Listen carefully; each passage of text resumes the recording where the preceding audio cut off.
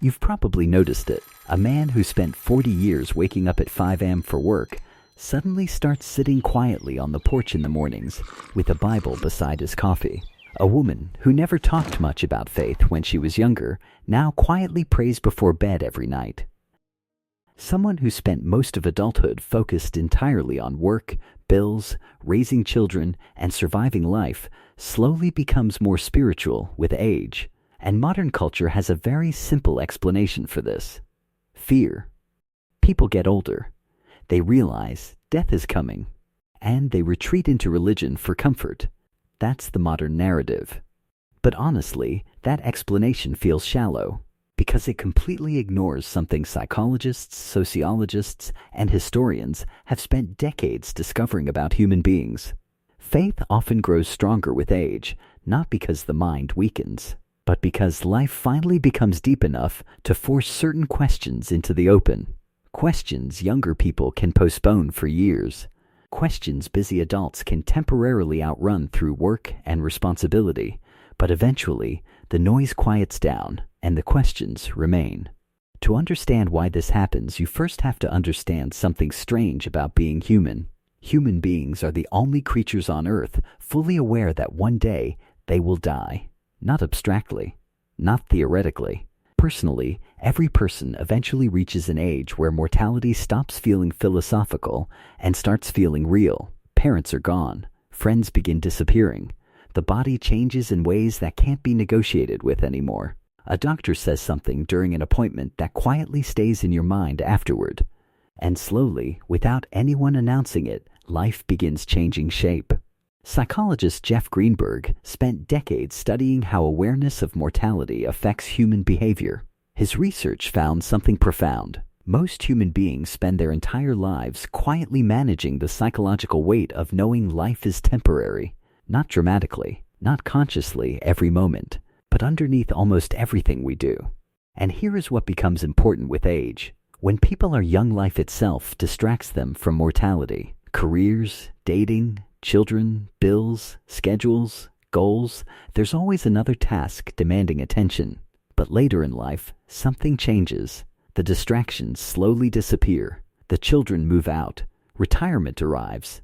The house becomes quieter. And for the first time in decades, many people are left alone with their thoughts long enough to ask questions they never had time to fully sit with before. What was all this for? Did my life mean something? What happens when this ends? How should a human being face death?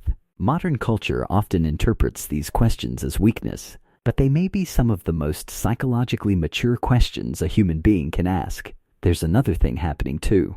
Psychologist Viktor Frankl spent his life studying what human beings need in order to psychologically survive suffering and uncertainty. After surviving Nazi concentration camps, Frankl reached a conclusion that changed psychology forever.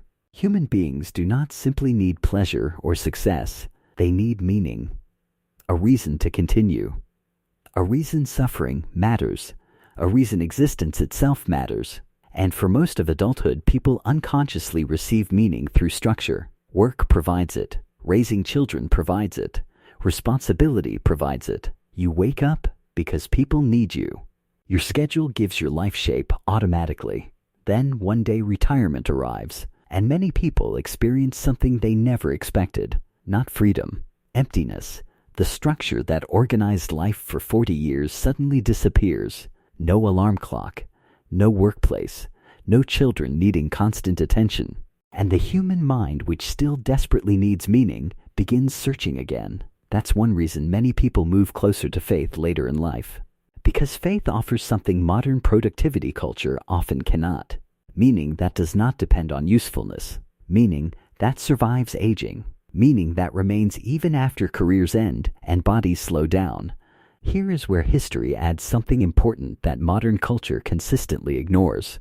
Isaac Newton, arguably the greatest scientific mind in history, spent more years of his life writing theology than writing science. Isaac Newton spent the first half of his life obsessed with science. Gravity, motion, light, mathematics, he rewrote how humanity understood the physical world.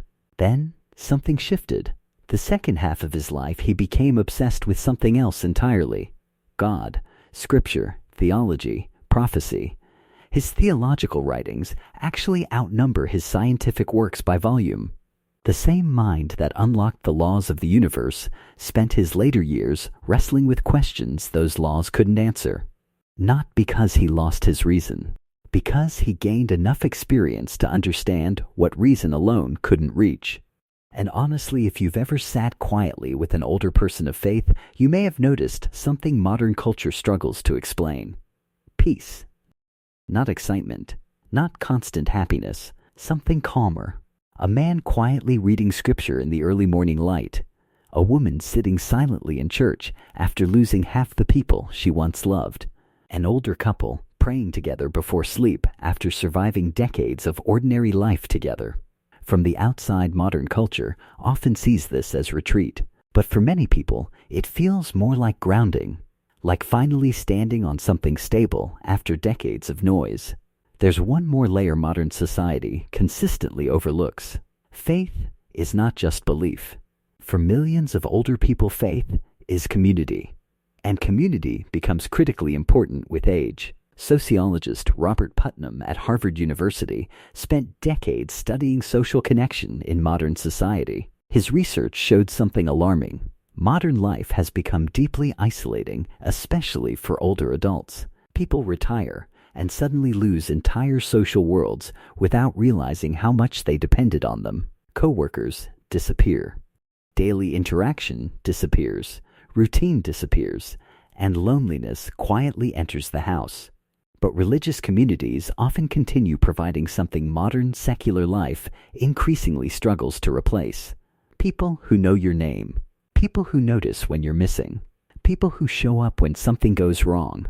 People who sit beside you during funerals. People who bring food after surgery. People who still see you as part of something larger than yourself. Psychologists consistently found that belonging itself is deeply connected to emotional well-being later in life. And for many older adults, faith communities become one of the last remaining places where belonging still feels stable and unconditional. So why do people often get closer to God as they get older? Not because they suddenly became weak, not because they became irrational, but because aging strips away many of the distractions that once kept the deepest questions buried underneath ordinary life. And once those distractions fade, human beings begin searching for meaning, peace, community, and something stable enough to face mortality with. Newton understood this, not despite his brilliance, because of it. The same questions your neighbor is sitting with on Sunday morning were the questions Newton devoted the final decades of his extraordinary life to. Not retreat from reality, an attempt to make peace with it at the deepest level available. Modern culture looks at older people growing in faith and sees people moving backward. What it sometimes misses is people moving inward, toward the questions that were always there, toward the community that stayed, toward the meaning that doesn't expire. That isn't intellectual failure. It may actually be one of the most human things we do. Before you go, I want to ask you something.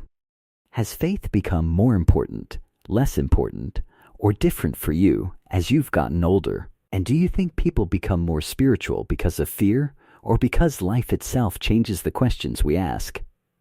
Tell me in the comments. I read every single one.